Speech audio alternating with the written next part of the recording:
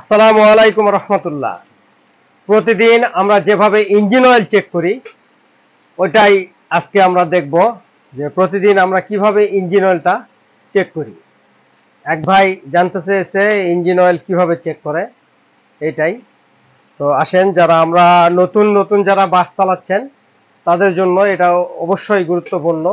কারণ প্রতিদিন যদি আমরা ঠিকমতো ইঞ্জিন অয়েল চেক করতে না পারি তাহলে রাস্তায় বড় ধরনের বিপদ হতে পারে। ইঞ্জিনের যদি শর্ট থাকে তাহলে ইঞ্জিন সিজ করতে পারে, অনেক ধরনের সমস্যা হতে পারে। যার কারণে আমরা প্রতিদিন যেভাবে ইঞ্জিন অয়েলটা চেক করি ওইটাই আজকে আমরা শিখবো ইনশাল্লাহ। আসেন, এই যে এটা হচ্ছে ইঞ্জিন কভার, হিনো ওয়ান যে বাস। তো সব বাসের একরকম সিস্টেম না, হিনো ওয়ান যে বাস যেগুলো আছে সব একই রকম সিস্টেম। এই যে আমরা এই ইঞ্জিন কভারটা নাও খুলতে পারি। এই যে ইঞ্জিন অয়েল চেক করার জন্য ছোট একটা গ্যাপ আছে, এই যদি কভারটা আমি খুলি তাহলে এই দিক দিয়ে আমার স্টিকটা বের হবে। তো এখন বিস্তারিত দেখার জন্য আমি পুরা ইঞ্জিন কভারটা খুলতেছি।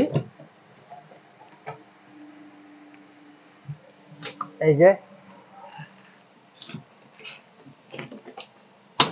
যে ইঞ্জিন কভারটা খুললাম। এই যে এখানে আমার ইঞ্জিন, একটু সামনে নিয়ে আসেন, নিচা করে এটা এটা একটু দেখান।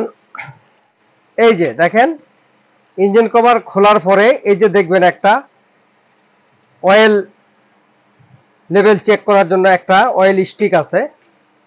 এই যে এইটা এইভাবে উঠাতে হবে, এভাবে উঠাতে হবে। উঠার পরে এই যে ঝুট দিয়ে এটা সুন্দর করে মুছে নিতে হবে। মুছে যদি না নেই তাহলে আমি বুঝবো না, যেহেতু মোবাইল লেগে আছে।